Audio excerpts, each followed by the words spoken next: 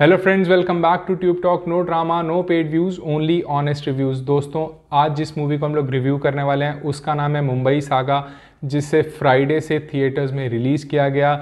और दोस्तों, इस मूवी की सबसे ख़ास बात यह है कि इसमें आपको बहुत सारे स्टार्स देखने को मिलेंगे जो ऑलरेडी बिग स्क्रीन से मिसिंग हैं। इसीलिए मुंबई सागा का इंतज़ार सभी को बेसब्री से था। मैं जिस सिटी में रहता हूँ यहाँ पे थर्सडे कोई मूवी रिलीज़ हो जाती है, क्योंकि हमारा वीकेंड फ्राइडे सैटरडे होता है। तो कल रात को ही मुझे इसे देखने का मौका मिल गया और अब मैं आपको पूरी डिटेल में बताने वाला हूँ कि आप इस मूवी से क्या एक्सपेक्ट करते हैं। हम इसका रिव्यू करेंगे अब, तो इसलिए सारी चीज़ों को डिटेल में जानने के लिए इस वीडियो को शुरू से एंड तक पूरा देखिएगा।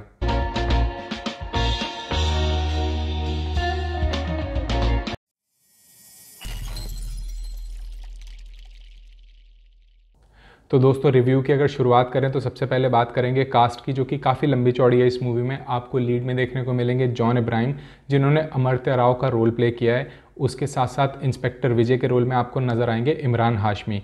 आपको महेश मांजरेकर, काजल अग्रवाल, प्रतीक बब्बर, रोहित रॉय, अंजना सुखानी, गुलशन ग्रोवर और इसके अलावा सुनील शेट्टी भी आपको इस मूवी में देखने को मिल जाएंगे। तो दोस्तों, मुझे आपको ये बताने की ज़रूरत नहीं है कि मुंबई सागा की शूटिंग हुई है मुंबई में, और आपको काफ़ी सारे बॉम्बे के 80s 90s के सीन्स इस तरीके से क्रिएट करके दिखाए गए हैं जो कि काफ़ी रियलिस्टिक लगते हैं। तो अगर आप बॉम्बे से मुंबई का आपने ट्रांसफॉर्मेशन देखा है तो आपको वो लिंकिंग आपके सामने प्रेजेंट होती हुई नज़र आएगी। तो दोस्तों, ये तो बात हुई पुरानी लोकेशंस की। पुरानी लोकेशंस के साथ साथ इसकी कहानी भी थोड़ी पुरानी है, जिसे नए तरीके से आपके सामने पेश किया गया है। इस बार भी कहानी गैंगस्टर्स की है, जहां पर शुरुआत होती है हफ्ता वसूली से, जहां एक वेजिटेबल मार्केट है जहां पर हफ्ता वसूली का काम आज भी चल रहा है। और ऐसे टाइम पे अमृता राव, जिसमें आपको जॉन इब्राहिम जिस कैरेक्टर में देखने को मिलेंगे, वो एक दिन हफ्ता देने से मना कर देते हैं और हफ्ता लेने वालों से, गुंडों से लड़ पड़ते हैं और ऑफकोर्स उन्हें पीट देते हैं। इस वजह से उन पर नज़र पड़ती है महेश मांजरेकर की, जो कि वहाँ के लोकल डॉन है। महेश मांजरेकर का अगर आप कैरेक्टर देखेंगे और उनका लुकअप देखेंगे तो आपको बिल्कुल लगेगा कि जैसे इन्हें बाल ठाकरे की तरह बनाया गया है। अब वो हाथ रख देते हैं जॉन इब्राहिम के ऊपर, और जॉन इब्राहिम भी ये ठान के बैठे हैं कि वो मुंबई के डॉन बन के छोड़ेंगे। इसलिए उन्हें एकदम रुथलेस दिखाया गया है, जो कि नो नॉनसेंस हैं और सिर्फ जल्दी से जल्दी मुंबई पर कब्जा करना चाहते हैं।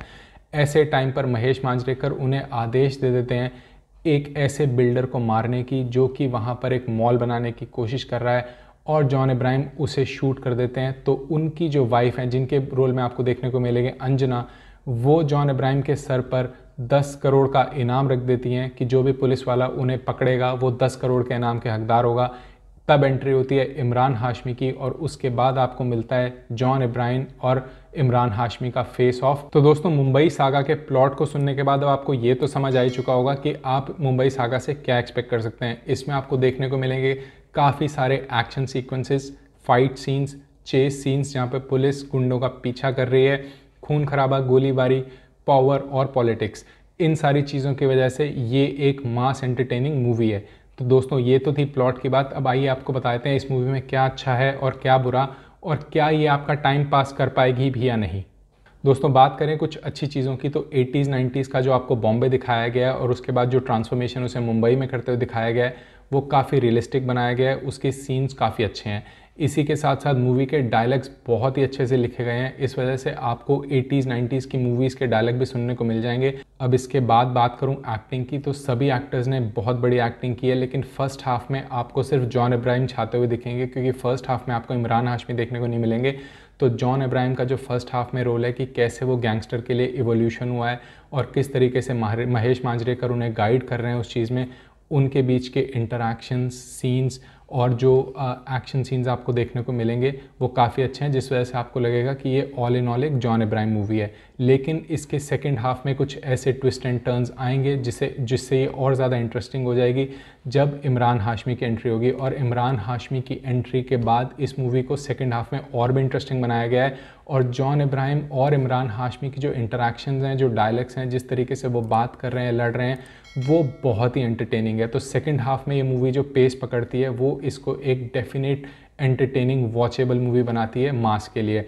अब बात कर लेते हैं अगर इसके overall screenplay, dialogue, music की, तो स्क्रीन प्ले, डायलॉग्स अच्छे हैं, बैकग्राउंड म्यूज़िक भी ठीक ठाक दिया है। लेकिन अगर म्यूज़िक की बात करूँ, इसमें सॉन्ग्स दो ही हैं, जिसमें आपको हनी सिंह का एक सॉन्ग है जो पूरा देखने को मिलेगा। बाकी जो दूसरा सॉन्ग है, दो ही सॉन्ग्स हैं इसमें, जो दूसरा सॉन्ग है वो आपको आधा ही सुनने को मिलेगा, तो वो छोटा सॉन्ग है। तो इस वजह से म्यूज़िक इस मूवी में नहीं है, लेकिन screen play, dialogues, action scenes, ये सब जिस तरीके से मिक्स किए गए हैं वो एक मास एंटरटेनिंग मूवी को काफ़ी अच्छे से तैयार करके रखा गया मुंबई सागा के रूप में।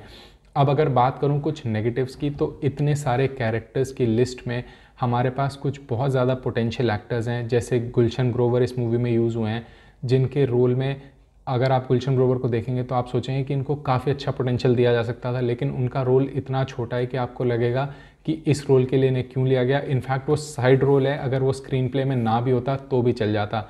सुनील शेट्टी का भी आपको एक ही रोल देखने को मिलेगा, तो यानी कि इन कैरेक्टर्स को सिर्फ इसलिए पोस्टर्स में शो किया जा रहा है ताकि लोगों का अट्रैक्शन बैठे, लेकिन सुनील शेट्टी का इम्पैक्ट मूवी में बहुत ज़्यादा नहीं है, उनका इनफैक्ट एक ही सीन है। इसके अलावा इसके वीकेस्ट लिंक एक आपको प्रतीक बब्बर के रूप में देखने को मिलेंगे, जिन्हें मूवी में लिया तो गया है, वो गैंगस्टर के साथ हैं, लेकिन कुछ इम्पैक्ट वो क्रिएट नहीं कर पाए हैं। तो इस वजह से ये जो अच्छे एक्टर्स भी हैं इंडस्ट्री के जिन्हें इसमें लिया गया, उनका कैरेक्टर डेवलपमेंट बहुत ही वीक है, उनको सिर्फ इसमें वेस्ट किया गया है। लेकिन ओवरऑल अगर मैं इस मूवी की बात करूं, अगर इन एक्टर्स की कैरेक्टर डेवलपमेंट को छोड़ दिया जाए या इनके छोटे छोटे रोल्स को हटा दिया जाए, डेफिनेटली मुंबई सागा एक वन टाइम वॉचेबल मास के लिए मूवी है।